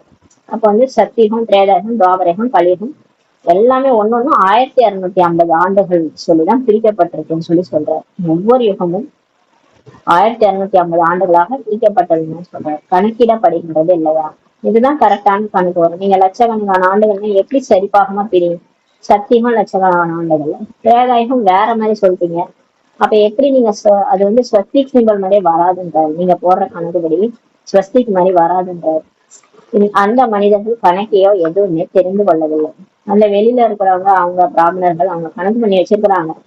அதாவது பிரம்மாவின் பகல் பிரம்மாவின் இரவுன்னு சொல்லிட்டு சத்தியகம் லட்சக்கணக்கான ஆண்டுகள் அப்படின்னு ஒவ்வொரு யுகத்துக்கும் அவ்வளவு லட்சமா போட்டு வச்சிருக்கிறாங்க. அது கணக்கே வராதபடி. அப்ப பூமி எப்பயோ தோன்றுச்சு, கல் தோன்றி மண் தோன்றா காலத்தே தோன்றுச்சுன்னு சொல்லி கணக்கெல்லாம் எழுதி வச்சிருக்கிறாங்க. அதனால் சோழி போன்றவர்கள் என்ன சொல்லப்படுது. அதனால புத்தி மயங்கி போயிடுச்சு. அப்ப மனுஷன் மனுஷனாவேதான் இருக்க முடியும், உயர்ந்தவங்களா மாற முடியாது. அதனால சோழி போன்றவங்களும் ஆயிட்டீங்கன்றாரு. இப்போது பாபா நம்மளை வைரம் போல ஆக்குகிறார். அனைவரும் தூய்மையற்றவர்களாக இப்ப இருக்கிறாங்க, பகவானை நினைவு செய்யறாங்க. இப்போ உலகமே துக்கத்துல இருக்கிறாங்க, அதனாலதான் கடவுள் நினைக்கிறாங்க. அவர்களை பகவான் ஞானத்தின் மூலம் மெல்லிய மலர்களாக ஆக்குகிறார். இப்ப கடவுளே வராரு இந்த ஞானத்தை கொடுத்து நம்மள மலரா ஆக்குறாரு. குழந்தைகளாகிய உங்களை ஞான ரத்தனங்களால் அலங்கரித்து கொண்டே இருக்கிறார். இப்ப நம்மளதான் பாபா சூஸ் பண்ணி நமக்கு இந்த ஞான ரத்தனத்தை சொல்லி சொல்லி நம்மளை அலங்கரிக்கிறார். பிறகு பாருங்கள் நீங்கள் என்னவாக ஆகிறீர்கள். நீங்க இந்த மாதிரி எல்லாம் அலங்காரம் பண்ணிட்ட பிறகு நீங்க எப்படி, உங்களுக்கே ஆச்சரியமா இருக்கும், நம்ம என்னவா ஆகணும், நம்ம எப்படி இருந்தோம், ஒரு கறி துண்டு மாதிரி இருந்தோம், நம்மள பாபா ரோஜா மலர் மாதிரி ஆக்குறாரு. அப்ப பாருங்க, நம்ம கல்லா இருந்த நம்மள முள்ளா இருந்த நம்மள மலரா ஆக்குறாரு. உங்களுடைய நோக்கம் குறிக்கோள் என்ன? நம்மளுடைய நோக்கம் குறிக்கோள் ஏம் ஆப்ஜெக்ட் என்ன? நம்ம லட்சுமி நாராயணா ஆகிறதா நம்மளோட நோக்கம் குறிக்கோள். பாரதம் எந்த அளவு தலைப்பிடமாக இருந்தது அனைத்தையும் மறந்து விட்டீர்கள். இப்ப நம்மளே மறந்துட்டோம், அப்புறம் வெளியில உள்ளவங்க எப்படி மறக்காம இருப்பாங்க? அவங்களும் அதனாலதான் மறந்துட்டாங்க. ஒரு காலத்துல பாரதம் தான் குயினா இருந்துச்சு, ராணி மாதிரி இருந்தது, தலைக்கிரீடமா இருந்ததுன்றாரு. அதெல்லாம் எல்லாத்தையுமே நம்ம மறந்துட்டோன்றாரு. முஸ்லிம்கள் முதலானோரும் சோம்நாத் ஆலயத்திலிருந்து எவ்வளவு கொள்ளையடித்து அவர்களின் மசூதிகள் முதலியவற்றில் வைரங்கள் முதலியவற்றை கொண்டு போய் பறித்து வைத்துள்ளனர். பாருங்க, இதெல்லாம் நமக்கு தெரியாது, பாபா தான் பார்த்து சொல்றாரு. முஸ்லிம்ஸ் சோம்நாதர் ஆலயம் இருக்குல்ல, அந்த சோம்நாத் கோயில்ல 17 முறை படையெடுத்து வந்தாரு கஜினி மகோதன்ட்டு ஒரு கதை இருக்கு. அவர் எதுக்கு படையெடுத்து வந்தாருன்னு இப்பதான் தெரியுது. அவர் நிறைய கொள்ளையடிச்சுட்டு மசூதியில போயிட்டு அந்த வைரத்தை எல்லாம் பதிச்சு வச்சுட்டாங்களாம். அதெல்லாம் கடைசியா வரும் டிராமாவோட கடைசியில எல்லாமே வரும், எல்லா செய்தியோட. இப்பயே ஏதோ சரஸ்வதி நதி ராஜஸ்தான் பாலைவனத்துல ஓடுதுன்றாங்க. அந்த நதிய கங்கைக்கும் யமுனைக்கும் நடுவுல ஓடுதுன்னு சொல்லிட்டு இருந்தாங்க. இப்ப அந்த நதி ராஜஸ்தான் பாலைவனத்துல ஊற்று எடுத்து பெருசா ஆறு ஓடுதுன்றாங்க. இதெல்லாம் எவ்வளவு ஆச்சரியம். அப்ப இந்த மாதிரி ஆச்சரியங்கள்லாம் வெளிப்படுது டிராமாவின் படி. அது மாதிரி டிராமாவின் படி நிறைய ரகசியங்கள் வெளியே வரும். அப்புறம் ஆட்டோமேட்டிக்கா எல்லாருக்கும் தானாவே புரிஞ்சிடும், நம்ம புரிய வைக்கணும்னு அவசியமே இல்லை. அவங்களே புரிஞ்சுக்குவாங்க, இந்த உலகம் அழிய போகுது, சத்தியம் வரப்போகுதுன்றதெல்லாம் நம்ம சொன்னதெல்லாம் ரைட்டுன்னு நாடகமே அவங்க புரிய வச்சிடும். ஆனா நம்ம இப்போ ஒரு வார்த்தை நம்ம சொல்லிட்டோம்னா நமக்கு கிரெடிட், அப்புறம் டிராமா புரிய வச்சா டிராமாக்கு கிரெடிட் ஆயிடும். அதனாலதான் பாபா சொல்றாரு, நீங்க போய் சேவை பண்ணீங்கன்னா உங்களுக்கு பதவி கிடைக்கும். இல்ல டிராமாவே பண்ணிடும், அப்புறம் டிராமாவே புரிய வச்சிடும் எல்லாத்தையும், அப்புறம் நீங்க போய் எதுக்கு புரிய வைக்கணும்ன்றாரு. இப்போது அவற்றை மதிப்பிடவும் முடியாது. பாபா சொல்றாரு, அந்த வைரங்கள்லாம் போச்சு இல்லையா, அதெல்லாம் நம்மளால மதிப்பிடவே முடியாதுன்றாரு. அவ்வளவு பெரிய பெரிய மணிகள் ராஜாக்களின் பீடத்தில் இருந்தன சொல்றாரு. அந்த காலத்துல விக்ரமாதித்ய மகாராஜா கட்டின கோயில் அது. அந்த மாதிரி பெரிய பெரிய மணி அந்த பீடத்திலே இருந்துச்சான். அப்பவே துவாபரகத்திலே அப்படி இருந்ததுன்னா அப்ப சொர்க்கத்துல எப்படி இருந்தோம் யோசிச்சு பாருங்க. அவற்றுல சில 1 கோடி மதிப்பு இருந்துதான். அப்பா, அந்த பெரிய பெரிய மணிகள் ராஜாவோட கிரீடத்துல இருந்துச்சுல்ல, அதுல சில மணிகள் 1 கோடி மதிப்புன்றாரு. சில 5 கோடி மதிப்புள்ளவையாகவும் இருந்தனன்னு சொல்லி பாபா சொல்றாரு. இப்போது அனைத்தும் போலியாக வெளிவந்துள்ளன.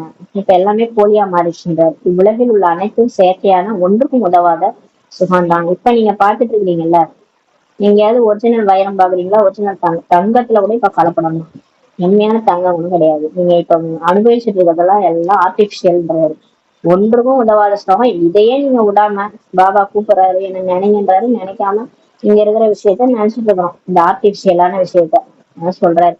ஒண்ணுத்துக்கும் உதவாத சுகம், இதை போய் நீங்க பாத்துட்டு இருக்கீங்க. மற்ற அனைத்துமே துக்கம் தான். அந்த சுகம்ட்டு லைட்டா அந்த காணல் நீர் மாதிரி இருக்கு, மற்ற அனைத்துமே நம்ம துக்கம் தான்ன்றாரு. இந்த உலகத்துல என்ன இருக்கு சொல்லுங்க? அதனால காக்கை நட்சத்திரத்துக்கு சமமான சுகம்ட்டு சன்னியாசிகள் கூட சொல்றாங்க. சன்னியாசிகளும் சொல்றாங்க இதெல்லாம் ஒண்ணுமே இல்ல, வேஸ்ட், காணல் நீர் மாதிரின்னு அவங்களுக்கும் தெரியுது. அதனால அவர்கள் வீடு வாசலை விட்டு விடுகின்றனர். அவங்க சன்னியாசிகள் என்ன பண்றாங்க, வீட்டுல இருந்தா பிரச்சனை, வீட்டை விட்டு போயிடலாம், நம்ம பிரம்மத்தை நினைவு செய்யலாம், கடவுளை தேடலான்ட்டு வெளியே போயிடுறாங்க. ஆனால் இப்போதோ அவர்கள் சமப்பிரதமாக ஆகிட்டாங்க. வீட்டுல விட்டு வெளில போனாங்க, என்ன பண்றது? அங்கேயும் போய் அவங்களும் இப்ப சாது சன்னியாசிகள் கூட இப்ப சமப்பிரதான ஸ்டேஜ் ஆயிட்டாங்கன்னு சொல்றாரு. முன்னெல்லாம் சதோவா இருந்தாங்க, ரஜோவா இருந்தாங்க. அவங்க கிட்ட சிங்கம் புலி வந்தா கூட அப்படியே அடிபணியும் சாது சன்னியாசிகள்கிட்ட. ஆனா இப்ப எல்லாம் பாருங்க, அவங்களே காட்டுக்கு போறது இல்லை, நகரத்துக்குள் நுழைந்து விட்டுள்ளனர். காட்டுல போன சிங்கம் புலி எல்லாம் அடிச்சிடும். அதனால இப்ப எல்லாருமே டவுன்ல தான் இருக்கிறாங்க. ஆனால் இப்போது யாருக்கு சொல்வது? ராஜா ராணியும் கிடையாது, யாரும் ஏற்றுக்கொள்ளவும் மாட்டார்கள். அனைவருக்கும் அவரவர் வழிமுறை இருக்கிறது. இப்ப யாருக்கும் நம்ம எதுவும் சொல்ல முடியாது. இப்ப ராஜா ராணியும் கிடையாது, இப்ப எல்லாமே மக்கள் தான். டெமோக்ரஸி, மக்களே ஆள்றாங்க. இப்ப நம்ம என்ன சொன்னாலும் யாரும் ஏற்றுக்கொள்ளவும் மாட்டார்கள். எல்லாருமே அவரவர் வழிமுறையை எல்லாருமே ஃபாலோ பண்ணிட்டு இருக்கிறாங்க. என்ன விரும்புகிறார்களோ செய்யட்டும் என சொல்வார்கள். இப்ப சாது சன்னியாசிகளோட யாரையும் கம்பல் பண்றது இல்ல. நீங்க என்ன விரும்புறீங்களோ வாழ்க்கைக்கான வழிதான் சொல்றாங்க. எப்படி வாழணும், குடும்பத்துல எப்படி ஒற்றுமையா இருக்கணும், அதை பத்தி தான் அவங்களும் சொல்றாங்க. அவங்க என்ன சொல்றாங்க, என்ன விரும்புறாங்களோ அதை செய்யட்டும்னு சொல்லுவார்கள். சங்கல்பத்தின் சிருஷ்டி. இப்போது குழந்தைகளாகிய உங்களை புத்த ரீதியில் பாபா புருஷார்த்தம் செய்ய வைக்கிறார். இப்ப பாபா வந்து நம்மளுக்கு தனியா அப்படியே இந்த கலியுகத்துல இருந்து தூக்கிட்டாரு, சங்கம் யுகத்துல வச்சிருக்கிறாரு. குப்தமா நம்மள முயற்சி செய்ய வைக்கிறார். யாருக்கும் தெரியாது நம்ம மாறிட்டு இருக்கோம்ட்டு. இந்த மகாபாரதத்துல வந்து அந்த பாண்டவர்கள் அந்த கடைசி அஞ்ஞான வாசகத்துல இருப்பாங்க. அப்ப வந்து எல்லாருமே மாறு வேஷத்துல இருப்பாங்க. அது மாதிரி நம்மள இப்ப மாறு வேஷத்துல வச்சிருக்கிறாரு. யார் யாரு என்னன்னு யாருக்குமே தெரியாது. குப்தமா நம்மளாம் முயற்சி பண்ணுவோம். நீங்கள் எவ்வளவு சுகம் அனுபவிக்கிறீர்கள். இப்ப நம்ம பாபா கூட எவ்வளவு ஜாலியா இருக்கும். அதீந்திரிய சுகத்துல பெருகிறோம். மற்ற தர்மங்களும் பின்னால் வெற்றி அடையும் போது சண்டை சச்சரவு முதலியன வருகின்றன. போக போக மற்ற தர்மங்கள் நம்ம தனியா தான் ஜாலியா தான் இருந்தோம் சொர்க்கத்துல. 2500 வருஷம் கழிச்சுதான் மற்ற தர்மங்கள்லாம் வந்தாங்க. அவங்க எல்லாம் வரும்போதுதான் சண்டை சச்சரவே ஆச்சுன்றாரு. முக்கால்வாசி சமயம் சுகத்தில் இருக்கிறீங்க. நீங்க வந்து உங்களுக்கு அவளையே கிடையாது. சொர்க்கத்துல ஜாலியா இருந்தீங்க 2500 வருஷம். அதுக்கப்புறம் துவாபர யுகத்துல கூட நீங்க ஜாலியா தான் இருந்தீங்கன்ற. முக்கால்வாசி சமயம் நீங்க சுகத்துலதான் இருக்கிறீங்கன்ற. கலியுகத்துலதான் லைட்டா உங்களுக்கு அடி விழுது, அதுக்கே ஓடியாந்துட்டீங்க பாபா பாபான்ட்டு. அதனால் பாபா சொல்கிறார், உங்களுடைய தேவி தேவதா தர்மம் மிகுந்த சுகம் தருவதாக சொல்றாரு. உங்களுடைய தர்மம் தான் எல்லாருக்குமே சுகம் கொடுக்கிற தர்மம்ன்றது. நான் உங்களை உலகத்திற்கே எஜமானனாக ஆக்குகிறேன். மற்ற தர்ம ஸ்தாபகர்கள் யாருமே ராஜ்யத்தை எல்லாம் ஸ்தாபனை செய்வதில்லை, அவங்க தர்மத்தை தான் ஸ்தாபனை செய்யறாங்க. இந்த மாதிரி ஒரு ராஜாவெல்லாம் உருவாக்குறது. இங்கதான் பாபா நம்மள ராஜாவா ஆக்கிட்டு இருக்கிறாரு. போய் நம்மள வந்து உலகத்தையே ஆள வைக்கிறாரு. நாட்டை தான் ஆள வைப்பாங்க, இங்க பாபா உலகத்தையே ஆள வைக்கிறதுக்கு நம்மள ரெடி பண்ணிட்டு இருக்கிறாரு. மற்ற தர்ம ஸ்தாபகர்கள் யாருமே ராஜ்யத்தை ஸ்தாபனை செய்யறதில்லை. அவர்கள் சத்தியத்தையும் அழிக்கிறது இல்லை. அவங்க வாங்க நான் கூட்டிட்டு போறேன் பரந்தாமத்துக்கு, கண்டிப்பா நான் உங்களை கூட்டிட்டு போயிறேன்னு சொல்ல மாட்டாங்க. ஏன்னா அவங்க என்ன காட் ஃபாதர், அவங்க கூட்டிட்டு போறது அவங்களுக்கே வழி தெரியாது. அவங்களே கடவுள் தான் வந்து வழிகாட்டி கூட்டிட்டு போகணும். அவங்களுக்கே இந்த ஞானம் கடைசியா கிடைக்கும். பரம்பிதா பரமாத்மாவை நினைப்பாங்க ஆத்மான்னு தெரிஞ்சுட்டு, அப்புறம்தான் அவங்களுக்கே சத்கதி கிடைக்கும். அப்ப அவங்க மத்தவங்களுக்கு சத்கதி கொடுக்கறது இல்ல. தங்களின் தர்மத்தை ஸ்தாபனை செய்வதற்காக மட்டுமே வராங்க. அவங்க மேல இருந்து வராங்க. கிறிஸ்து வராரு, அவருடைய கிறிஸ்துவ தர்மத்தை ஸ்தாபனை செய்யறாரு. அதே மாதிரி இப்ராஹிம் வராரு, இஸ்லாம் தர்மத்தை ஸ்தாபனை செய்யறாரு. அப்படியே ஒவ்வொரு தர்மமா புத்தர் வந்து புத்த தர்மத்தை ஸ்தாபனை செய்யறாரு. இது மட்டும் அதுக்காக தான் அவங்க வராங்க. மற்றபடி அவங்க வந்து அப்படியே எல்லாரையும் வழி நடத்தி அப்படியே திரும்ப பரந்தாமத்துக்குலாம் கூட்டு போறது இல்லை. அதுவும் கடைசியில் எப்போது தமோ பிரதானமாக ஆகிடுகிறாரோ அப்போது பிறகு பாபா சதோ பிரதானம் ஆக்குவதற்காக வர வேண்டியே இருக்கிறது. இப்ப எல்லாருமே நடிக்க வந்து கடைசியா எல்லாம் சதோ ரஜோ தமோ கடக்குறாங்க. நல்லா இருக்கிற ஆத்மா பேட்டரி லோ ஆயிடுது.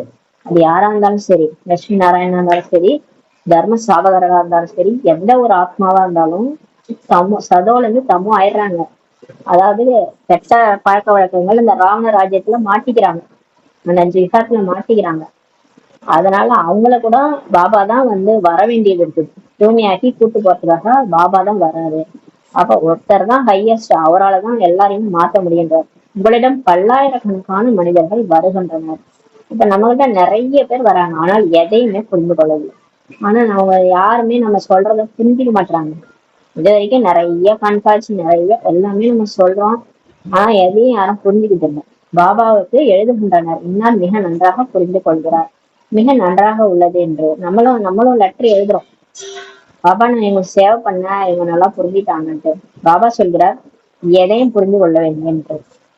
நம்ம நினைச்சுக்கிறோம் நம்ம வந்து சொல்லிட்டு பாபா நான் கண்காட்சியில புரிய வச்சேன், 2-3 நிறைய ஆத்மாக்களும் நான் புரிய வச்சுட்டேன், எல்லாருமே புரிஞ்சுட்டாங்க பாபா அப்படின்னு லெட்டர் எழுதுனால பாபா சொல்றாரு யாரையும் எதையும் புரிஞ்சுக்கலன்னு சொல்லி பாபா சொல்றாரு. பாபா வந்திருக்கிறார் உலகத்தின் எஜமானன் ஆக்கி கொண்டிருக்கிறார் என்பது. புரிந்து கொண்டிருப்பார்களானால் அந்த நேரமே நஷா வந்துவிடும். பாபா சொல்றாரு, நீங்க சொல்ற மாதிரி அவங்க புரிஞ்சுட்டு இருந்தாங்கன்னா அவங்களுக்கு போதை ஏறி இருக்கும். தலைக்கு மேல போதை ஏறி இருக்கும், மறுநாளே சென்டருக்கு ஓடிடுவாங்கல்ல. உலகத்துக்கே எஜமானா கடவுளே வந்துட்டாரு, வந்து ஆக்கிட்டு இருக்கிறாருன்னு தெரிஞ்சா ஓடி வருவாங்களா இல்லையா? அந்த நேரமே நீங்க சொல்லும் போதே அவங்களுக்கு போதை ஏறிக்கும், அப்படியாங்க அப்படின்ட்டு ஓடிடுவாங்க. உடனே டிக்கெட் எடுத்து இங்கே மதுபனுக்கு ஓடி வந்துடுவார்கள். நீங்க சொன்னது மட்டும் புரிஞ்சிருந்தா உடனே டிக்கெட் எடுத்துட்டு மதுபனுக்கு ஓடி வந்துடுவாங்க. ஆனால் டீச்சரின் கடிதம் அவசியம் கொண்டு வர வேண்டும். ஆனா அப்படி வர்றவங்க யார் அவங்க சொல்லி கொடுத்தாங்களோ அவங்களுடைய லெட்டர் அவசியம் எடுத்துட்டு வரணும், பாபாவை சந்திப்பதற்குன்னு சொல்லி சொல்றாரு. பாபாவை அறிந்து கொண்டு விட்டால் சந்திக்காமல் அவர்களால் இருக்கவே முடியாது. இப்ப கரெக்டா கடவுள் தான் வந்திருக்கிறாரு, கடவுள் தான் இந்த பாலத்தை எடுத்துட்டு இருக்கிறாருன்ட்டு யாரு புரிஞ்சுக்கிறாங்களோ அவங்க பாபா மீட்டுக்கு போகாம இருக்கவே முடியாது. அவங்க மதுபனுக்கு போகாம அவங்களால இருக்கவே முடியாதுன்றாரு. பாபா சந்திக்காம இருக்க முடியாது. முற்றிலும் நஷா ஏறிடும், முற்றிலும் அவங்களுக்கு போதை ஏறிடும். யாருக்கு நஷா ஏறி இருக்கிறதோ அவர்களுக்கு உள்ளுக்குள் மிகுந்த குஷி இருக்கும்னு சொல்லி பாபா சொல்றாரு. யாருக்கு போதை நல்லா ஏறி இருக்குதோ அவங்களுக்கு உள்ளுக்குள்ளார ஒரு மாதிரி அதீந்திரிய சுகம் இருக்கும், குஷி இருக்கும்ன்றார். அவர்களின் புத்தி உற்றார் உறவினரிடம் அலையாது. அவங்க போதை இருக்கிறவங்க, கடவுள் கஷ்டாருன்ட்டு குதிச்சிட்டு இருக்கிறவங்க, இந்த மாதிரி சின்ன சின்ன விஷயங்களையும் போக மாட்டாங்க, உற்றார் உறவினரே நினைச்சுட்டு இருக்க மாட்டாங்க. ஆனால் அநேகருக்கு அலைந்து கொண்டே இருக்கிறது. ஆனாலும் பாபா சொல்ற மாதிரி இல்லாம அவங்க எப்படி இருக்கிறாங்கன்னா நிறைய பிகேஸே புத்தி உற்றார் உறவினர் பக்கம் அலைகின்றார். இல்லற விவகாரங்களில் இருந்து கொண்டே தாமரை மலருக்கு சமமாக தூய்மையாக ஆக வேண்டும் சொல்லி பாபா சொல்றாரு. நீங்க எங்க வேணாலும் இருங்க, எல்லாரு கூடயும் வாழுங்க. ஏன்னா உங்க கரண்ட் வாழ்க்கை தானே நீங்க அங்கங்க இருக்கிறீங்க, அதெல்லாம் முடிக்கணுன்றதுக்காக தான் நீங்க அங்கங்க பிறந்திருக்கிறீங்க. அதனால எல்லாரு கூடயும் இருங்க. அவங்க அவங்க கூட இருந்துகிட்டே தாமரை மலருக்கு சமமாக தூய்மையாக ஆகும். ஆனா பாபா ஸ்ரீமத் படி நடக்கணும். எங்க இருந்தாலும் சரி, நீங்க தலையே கொடுத்தாவது ஸ்ரீமத் படி நடக்கணும்ன்றாரு. எங்க இருந்தாலும் தாமரை மலர் மாதிரி, சேத்துல இருந்தாலும் செந்தாமரை மாதிரி இருக்கணும். செந்தாமரை பாத்தீங்கன்னா அது சேத்துலதான் இருக்கும், அது சாப்பாடு அந்த சேத்துல இருந்து தான் கிடைக்கும். அந்த சேத்து தண்ணி தான் அது சாப்பிடும் அந்த மலர். அதுல இருந்துதான் அது சூரியனை நோக்கி அப்படியே பிரகாசமா இருக்கும். அதே நம்ம கலியுகத்துல இருக்கிறோம், அவங்களுடைய சாப்பாடு தான் நம்ம சாப்பிடுறோம். வீட்லயே இருந்தாலும் அவங்களுக்கும் ஞானத்தை சொல்லி அவங்களையும் பிகேவா மாத்த முயற்சி பண்ணணும், தூய்மையா ஆகணும், ஸ்ரீமத் படி நடக்கணும்ன்றாரு. மேலும் பாபாவின் நினைவில் இருக்க வேண்டும். மேலும் ஒரு தந்தையின் நினைவு தான் இருக்கணும். எல்லாருக்கூடயும் வாழ்ந்தாலும் எல்லாரையும் நினைச்சு நம்ம என்ன பண்ண போறோம்? எல்லாரும் நம்ம கூட வர போறாங்க, யாரும் நமக்கு சப்போர்ட்டும் பண்ண மாட்டாங்க. நம்ம புரிஞ்சுக்கிறவங்க கூட ஒரு பர்சன்டேஜ் கூட யாரும் கிடையாது. கடவுளை தவிர வேற யாராலையும் நம்மள புரிஞ்சுக்கிறவங்க நமக்கு சொல்லவே முடியாது, புரிஞ்சுக்கவே மாட்டாங்க. கூட இருக்கிறவங்க கூட நம்மள புரிஞ்சுக்க மாட்டாங்க. அப்புறம் அவங்களை நினைச்சு என்ன பிரயோஜனம்? நினைக்கவே தேவையில்லைன்றாரு. யாரையும் நினைக்காதீங்க, என்ன நினைங்க போதும், மத்தவங்களாம் நான் பாத்துக்கிறேன்றாரு. இது மிகவும் சுலபமானதுன்னு சொல்லி சொல்றாரு. ரொம்ப ஈஸி பாபா நினைக்கிறதுன்றாரு. எவ்வளவு முடியுமோ பாபாவை நினைவு செய்து கொண்டே இருங்க சொல்லி சொல்றாரு. உங்களால எவ்வளவு முடியுமோ கடவுளை நினைச்சிட்டே இருங்க, அவ்வளவு சத்தியதின்றார், அவ்வளவு பதவி கிடைக்கும். எப்படி ஆபீஸ்ல இருந்து லீவ் பெற்றுக் கொள்கிறீர்களோ அது போல வேலையில விடுப்பு பெற்றுக்கொண்டு ஒரு நாள் நினைவியாதல் அமர்ந்துடுங்கன்னு சொல்லி சொல்றாரு. இப்ப ஆபீஸ்ல எல்லாம் போறாங்கன்னா அவங்களுக்கு வேலை ரொம்ப டைட்டா இருக்கு, பாபா நினைக்க முடியலன்னா லீவ் போட்டுருந்தாரு. லீவ் போட்டு ஒரு நாள் ஃபுல்லா பாபா நினைவுல உட்காருங்க, அப்பதான் பாவம் அடின்றார். அடிக்கடி நினைவில் அமர்வதற்காக நன்றாக முழு நாளிலும் விரதம் மேற்கொள்கிறேன், பாபாவை நினைவு செய்வதற்குன்னு சொல்லி சொல்றாங்க சில பேர். அப்ப எவ்வளவு சேமிப்பாகிடும்ன்றார் பாபா. அந்த மாதிரி எல்லாம் பண்ணீங்கன்னா நிறைய சேமிப்பாகிடும்ன்றாரு, பாவங்களும் விநாசமாகுன்றாரு.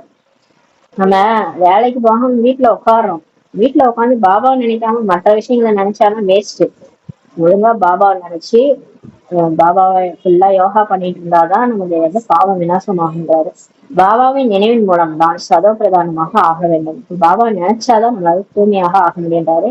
நாள் முழுதும் முழுமையாக யோகமோ யாருக்குமே முடியாதுன்றார். ஃபுல் டேவும் நான் யோகா பண்ணேன் அப்படின்னா கண்டிப்பா பாபா அடிச்சு சொல்றாரு, யாரும் செய்ய முடியாதுன்றது. ஃபுல் டே எங்கேயாவது பாபா நினைப்பீங்க, கண்டிப்பா மாயா வரும் இல்லையா? அதனால ஏதாவது புத்தி தடுமாறும், எங்கேயாவது போகும் புத்தி, அங்கங்க போயிட்டு தான் வருது இல்லையா? இப்ப கூட நம்மளால ஒரு 1 hour கண்டினியூஸா பாபா எல்லாம் நினைக்கவே முடிய மாட்டேங்குது. ஏன் 1 hour எங்க ஒரு 1/4 மணி நேரமே உட்காந்து பாபா நினைக்கிறதுக்குள்ளார அங்கங்க புத்தி அழைப்பாயிடும். மாயா அவசியம் தடைகளை ஏற்படுத்தும்ன்ற. கண்டிப்பா மாயா விடாது, ஏன்னா அவங்களும் கர்ம கணக்கு இருக்குல்ல, அதன்படி எல்லாமே வரும். பிறகும் முயற்சி செய்து செய்தே வெற்றி பெற்று விடுவீர்கள்.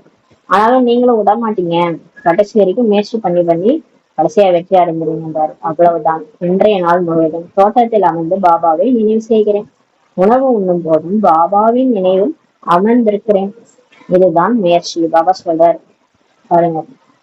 இன்னைக்கு நாள் முழுவதும் நான் தோட்டத்துல உட்காந்து பாபாவே நினைக்கிறேன். எங்கேயாவது உங்க வீட்டுல தோட்டம் இருந்தா உட்காந்துடுங்க. இந்த மலர் செடியெல்லாம் பாருங்க. இந்த செடியெல்லாம் பார்த்துட்டு பாபா தானே எனக்கு இந்த செடியெல்லாம் கொடுத்தாரு. அப்ப கூட பாபா நினைவு தான் வரணும். நான் வச்சிருக்கிறது எல்லாமே பாபா கொடுத்தது தான். அவர் போட்ட பிச்சையில தான் நான் வாழ்ந்துட்டு இருக்கேன். நான் ஒரு ட்ரஸ்டியா இருக்கேன் அப்படின்னு நினைங்க. எல்லாத்தையும் அதே மாதிரி நினைச்சிட்டு சாப்பாடு சாப்பிடும்போது ஒரு ஒரு கவலமும் பாபா எனக்கு ஊட்டி விடுறாரு. பாபாவுக்கு இந்த உணவு சமர்ப்பணம். பாபாவுக்கு போக் வச்சுட்டு அப்புறம் அந்த உணவு ஒரு ஒரு வாயா அப்படியே சூட்சும லோகத்துல போய் உட்காந்துட்டு பிரம்மா பாபா கை மூலமா சிவ பாபா எனக்கு ஊட்டி விடுறாரு, சாப்பிடுங்க. எவ்வளவு சூப்பரா இருக்கும். இதுதான் முயற்சின்றாரு. நம்ம அவசியம் பாவனமாக வேண்டும். நம்ம கண்டிப்பா தூய்மையாகணும். வேற வழியே இல்லைன்றாரு. விநாசம் வர்றதுக்கு முன்னாடி தூய்மையே ஆகணும்ன்றாரு. எல்லாம் பேசணும். நம்மளை காப்பாத்ததான் கடவுளே வந்திருக்கிறாரு. முயற்சி செய்ய வேண்டும். பாபா சொல்றாரு கண்டிப்பா முயற்சி செய்யணும். மற்றவர்களுக்கும் கூட வழி சொல்லணும். நீங்க மட்டும் செய்யக்கூடாது. பிரம்மா பாபா பாருங்க, எல்லா பயிற்சிகளும் அவரு செஞ்சாரு. ஞானத்தை சொன்னாரு, ஞானத்தை மற்றவங்களையும் சொல்ல வச்சாரு. பயிற்சிகள்லாம் அவரு முதல்ல செஞ்சாரு, செஞ்சு மத்தவங்களுக்கு சொன்னாரு. பெயர் புகழ் எல்லாம் எதா இருந்தாலும் மத்தவங்களுக்கு கொடுத்துட்டாரு. நான் தான் செஞ்சேன்ட்டு நான் தான் அவர் பெருமையெல்லாம் பீத்திக்கல. அவர் எல்லாத்தையும் முயற்சியெல்லாம் அவரு பண்ணாரு. ஃபர்ஸ்ட் ட்ரை பண்றது எல்லாமே அவர் பண்ணாரு. எல்லாத்தையும் பண்ணி பண்ணி மத்தவங்களுக்கு வழி சொன்னாரு. அந்த மாதிரி நம்மளும் எல்லா பயிற்சியும் செய்யணும். இப்படி பண்ணா இப்படி நல்லா இருக்கு அப்படின்ட்டு புத்தி மூலமா எல்லாத்தையும் செஞ்சு பார்க்கணும். ஒரு பாபா சொல்ற எல்லாத்தையும் செஞ்சுட்டு மத்தவங்களுக்கும் அந்த வழியை சொல்லணுன்றாரு. பேட்ஜோ மிக நல்ல ஒரு பொருளாகும் சொல்லி சொல்றாரு. பேட்ஜ் பாருங்க, இதுதான் இருக்கிறதுலே நல்ல பொருள்ன்றாரு. அது வருங்காலத்துல கண்ணுல ஒத்திக்குவாங்கன்னு ஒரு முறையில சொல்லியிருக்கிறாரு. அந்த அளவுக்கு அந்த பேட்ஜுக்கு மதிப்பு இருக்கு. அது ஒரு நல்ல பொருள்ன்றாரு. சாலையில் தங்களுக்குள்ளும் உரையாடி கொண்டே இருக்கீர்களானால் அநேகர் கேட்பார்கள். இப்ப நீங்க ரோட்ல போகும்போது அப்படியே சும்மா நடக்காம உங்களுக்குள்ளார நீங்க எல்லாம் பேசிக்கிட்டீங்கன்னா நிறைய பேர் கேட்பாங்க, என்ன பேசிட்டு இருக்கிறீங்க என்னன்னு சொன்னா அப்படியே ஞானத்தை சொல்லிடலாம்ல. அதான் சொல்றாரு. அது மாதிரி பஸ்ல போகும்போதுனா கூட நம்ம பேசிக்கிட்டே வந்தோம்னா பக்கத்துல இருக்கிறவங்க என்ன இவங்க ஏதோ சொல்றாங்கன்னு சொல்லி கேட்பாங்க. பாபா சொல்கிறார், என்னை நினைவு செய்யுங்கள். செய்தி கிடைத்து விட்டால் அவ்வளவுதான். நாம் பொறுப்பிலிருந்து விடுபட்டு விடுகிறோம். இப்ப பாபா நம்மகிட்ட சொல்றாரு, அவரை நினைங்கன்றாரு. அவரை நினைக்க நம்ம பாவம் அணிஞ்சிடும். இப்ப எல்லாருக்கும் செய்தி கிடைச்சிருச்சுன்னா அவ்வளவுதான்ன்றாரு. எல்லாருக்கும் செய்தி போயிடுச்சுன்னா முடிஞ்சிருச்சு, டிராமா முடிஞ்சிடும்ன்றாரு. நம்ம பொறுப்பே என்ன தெரியுமா? நம்ம தலைமையில பொறுப்பு என்னன்னா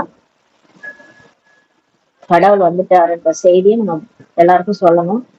நம்ம அது எல்லாருக்கும் தெரிஞ்சிச்சுன்னா நம்ம பொறுப்புல இருந்து நம்ம விடுபட்டு விடணும்னு சொல்லி பாபா சொல்றாங்க. நல்லது. இனிமேல இனிமையான தேடி கண்டெடுக்கப்பட்ட செல்ல குழந்தைகளுக்கு தாயின் தந்தையாக பாப்தாதாவின் அன்பு நினைவுகள் மற்றும் காலை வணக்கம். ஆன்மீக குழந்தைகளுக்கு ஆன்மீக தாய் தந்தை நமஸ்தே. நம்ம ஆன்மீக குழந்தைகள் ஆன்மீக தாய் தந்தைக்கு நமஸ்தே. தாரணைக்கான முக்கிய ஃபர்ஸ்ட் பாயிண்ட், தொழில் முதலியவற்றிலிருந்து விடுப்பு கிடைக்குமானால் நினைவில் இருப்பதற்கான விரதம் மேற்கொள்ள வேண்டும். மாயா மீது வெற்றி கொள்வதற்காக நினைவின் முயற்சியை செய்ய வேண்டும் சொல்லி பாபா சொல்றாரு. இப்ப ஏதாவது லீவ் எல்லாம் கிடைச்சதுன்னா நீங்க ஒழுங்கா வீட்டுல உட்காந்து பாபா நினைவுல இருக்கிறதுக்காக விரதம் மேற்கொள்ளுங்கன்றாரு.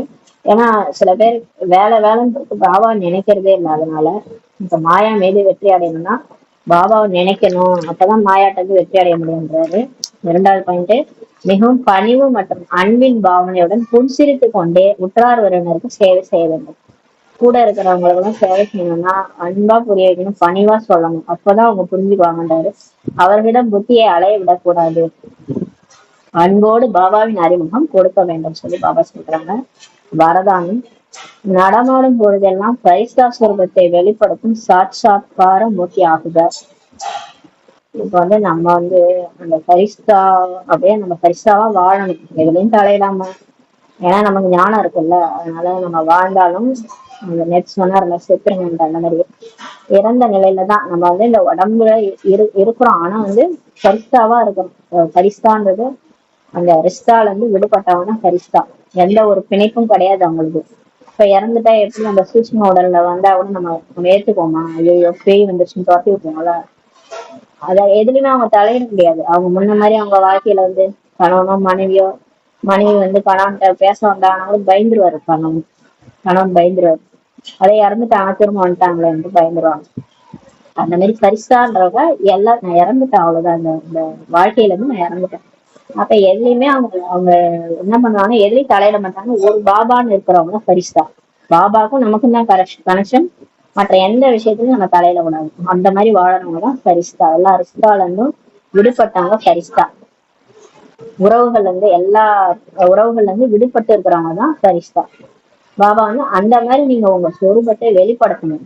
நடமாடும் போதெல்லாம் அந்த மாதிரி நீங்க நான் சரிஸ்தா அப்படின்னு வெளிப்படுத்தும் போது உங்களை பார்க்கும்போது எல்லாருக்கும் எப்படி தெரியும், காட்சி கிடைக்கும்ன்றாரு.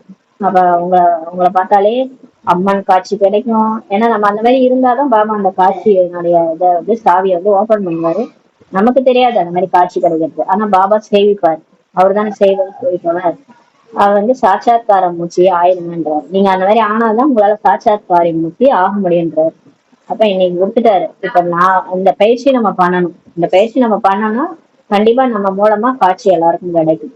அதனால நடமாடும் பொழுதெல்லாம் பரிசா சுரூபத்தை வெளிப்படுத்தக்கூடிய சாட்சாத்கார மூர்த்தி ஆகுதுன்ற வரதானம் இன்னைக்கு கொடுக்குறாரு. ஆரம்ப காலகட்டத்தில் நடமாடும் பொழுதே பிரம்மா மறைந்து ஸ்ரீகிருஷ்ணரே தென்பட்டார். பாருங்க, பிரம்மா பாபா ஆரம்ப காலத்திலேயே அவரு முயற்சி பண்ணும்போது ஃபர்ஸ்ட்லயே அவர் நடமாடும் போதே அவர் பயிற்சி பண்ணியிருக்காரு பொழுது. அப்புறம் அவரை பார்க்கும் போதெல்லாம் யாருக்குமே பிரம்மா பாபாவே தெரியல, ஸ்ரீகிருஷ்ணர் தான் தெரிஞ்சாராம். இப்ப பாருங்க, அவர் எந்த அளவுக்கு ஆரம்பத்திலே பயிற்சி பண்ணிவிடாரு. இந்த காட்சியாலேயே அனைத்தையும் விட்டு வந்தார்கள். அதனாலே அந்த காட்சினாலேயே எல்லாரும் என்ன பண்ணிட்டாங்க, வீடு வாசல விட்டுட்டே வந்துட்டாங்க பாபா கிட்ட. அவ்வாறே சாட்சாத்காரம் காமிப்பதன் மூலமாகவே இப்போதும் சேவை செய்யுங்கன்ற பாபா என்ன சொல்ல. இவ்வளவு நாள் வாயால ஞானம் சொன்னீங்க, யாராவது கேட்டாங்களா? யாரும் வரமாட்டாங்க. வாயால சொன்ன யாராவது கேக்குறாங்களா? அதான் நீங்க இப்ப என்ன பண்ணுங்க, இப்ப நீங்க நடைமுறையில பண்ணுங்க. பரிசுதான் நினைச்சிட்டு நடமாடுங்க. அப்ப உங்களை பார்த்து காட்சி கிடைக்கும். எங்கெங்கெல்லாம் காட்சி கிடைக்குதோ தெரியாது. அதன் மூலமாவே இப்ப சேவை செய்யுங்கன்றாரு. சாட்சாத்காரம் கிடைக்கும் போது குழந்தையாகாமல் இருக்க முடியாதுன்னு சொல்றாரு. காட்சி கிடைக்கும் போது குழந்தையாகாமல் இருக்க முடியாது, பாபாவின் குழந்தை ஆகாமல் இருக்க முடியாதுன்றாரு. எனவே நடமாடும் பொழுதே பரிசுதா சுரூபத்தை காண்பீர்கள். அதனால நீங்க வந்து நடமாடும் பொழுது அந்த உங்களுடைய பரிசுதா சுரூபத்தை காண்பீங்க. நீங்க அந்த நினைவுல இருக்கணும், அவ்வளவுதான். நான் பரிசுதா, நான் இந்த உடம்பு இல்ல, எல்லாத்துலயும் விடுபட்டு இருக்கேன், எனக்கு இந்த உலகத்துல எதுவுமே கிடையாது, எனக்கு ஒரு பாபா தான் அப்படின்ட்டு அந்த பரிசுதா சுரூபத்தை நீங்க காட்டுங்க எல்லாருக்கும். அப்ப உங்களை பார்க்கும்போது காட்சி கிடைக்கும். சொற்பொழிவாளர் அநேகர் உள்ளனர். இப்போ ஞானத்தை சொல்றதுக்கு நிறைய பேர் இருக்கிறாங்க, சொற்பொழிவாளர் நிறைய பேர் இருக்கிறாங்க. ஆனால் நீங்கள் அனுபவம் தருபவர் ஆகுங்கள். பாபா சொல்றார், வாயால பேசுறவங்க நிறைய பேரு, செஞ்சு காட்டுறவங்க இன்னும் யாருமே இல்லை. சொல்லுவாங்கல்ல, சாதாரணமாவே சொல்றாங்க, நீங்க செய்யறதுக்கு முன்னாடி சொல்லாதீங்க, சாதிச்சு காட்டுங்கன்னு சொல்லி சாதாரணமா லௌகீகத்திலே சொல்லுவாங்க. சாதிச்சு காட்டிட்டு பேசுங்க, செய்யாம பேசாதீங்கன்னு சொல்லுவாங்க. அது மாதிரி இப்ப வந்து இந்த ஞானத்தை சொல்றவங்க நிறைய பேர் இருக்கிறாங்க. இது மாதிரியா உலகழிய போதான், கடைசியா காட்சி கிடைக்குமா அப்படின்னு நம்மளும் தான் சொல்லிட்டு இருக்கோம். ஆனா இதெல்லாம் சொல்லி சொல்லி வாய்தான் நமக்கு புடிச்சு போச்சு, கேக்குறவங்க காது புடிச்சு போச்சு. எவ்வளவு சொல்லிட்டீங்க, ஆனா என் நடைமுறையில எங்களுக்கு காட்டுங்கன்றாங்க எல்லாரும். நீங்க நேரா காட்டுங்க, நாங்க நம்புறோம் அப்படின்றாங்க. அந்த காலத்துல பிரம்மா பாபா நேராவே காமிச்சிருக்கிறாரு. அவரை பார்க்கும்போது கிருஷ்ணர் காட்சி கிடைச்சிருக்கு. நம்ம என்ன பண்ணிட்டு இருக்கோம்? அதான் பாபா சொல்றாரு, நீங்க சொற்பொழிவாளர் அநேக பேர் இருக்கிறாங்க, ஆனா நீங்க அனுபவம் தருபவரா ஆகணும். இப்ப நீங்க பயிற்சி பண்ணுங்க. பயிற்சியில தான் குறைவு இருக்கு, யோகால குறைவு இருக்குது. பயிற்சி பண்ணுங்க, உங்க மூலமா காட்சி கிடைக்கும். அப்போதே இவர்கள் அல்லாவின் குழந்தைகள் என மக்கள் புரிந்து கொள்வார்கள். அப்போதான் புரிஞ்சுக்குவாங்க எல்லாரும், இங்க வந்து கடவுளே வந்திருக்கிறாரு, கடவுளுடைய குழந்தைகள் இவங்களான்னு சொல்லிட்டு மக்கள் புரிஞ்சுக்குவாங்க. அது வரைக்கும் நம்ப மாட்டாங்கன்னு சொல்றாரு. அதனால அந்த மாதிரி பயிற்சியை பண்ணக்கூடிய உங்களுடைய பரிசா சுரூபத்தை வெளிப்படுத்தக்கூடிய, நடமாடும் போதெல்லாம் வெளிப்படுத்தக்கூடிய சாட்சாத்கார முக்தி ஆகுங்கன்றவர் தானும் கொடுக்குறாரு. ஸ்லோகன்: எப்போதும் ஆன்மீக பெருமிதத்தில் இருந்தால் ஒருபோதும் குழப்பமடைய மாட்டீர்கள். பாபா சொல்றாரு, இப்ப நிறைய இந்த மாயாலாம் வந்து குழப்பம் பண்ணுது இல்லையா? நீங்க உங்களுடைய ஆன்மீக பெருமிதத்துல இருந்தீங்கன்னா, பாபா சொன்னாரு, சுயமரியாதையில இருந்து மற்றவங்க மரியாதை கொடுங்க. அப்படி இருந்தோம்னா நமக்குள்ள குழப்பமே வராதுன்றாரு. எந்த ஒரு குழப்பமும் எந்த ஒரு மாயமும் உங்களை அசைக்க கூட முடியாது. எப்போதுமே உங்களோட ஆன்மீக பெருமத்துல இருங்க. நான் யார் இறை மாணவன், நான் யாரு கடவுளே தேர்ந்தெடுத்தவங்க, நான் அதாவது அந்த 33 கோடியில கோடியும் சிலர் நான், அந்த மாதிரி ஒரு பெருமிதத்துல இருங்க. கடவுளே என்னை தேர்ந்தெடுத்திருக்காரு. அப்ப ஒருபோதும் உங்களுக்கு குழப்பமே வராதுன்னு சொல்லி பாபா சொல்றாங்க. ஓம் சாந்தி. நன்றி. நன்றி.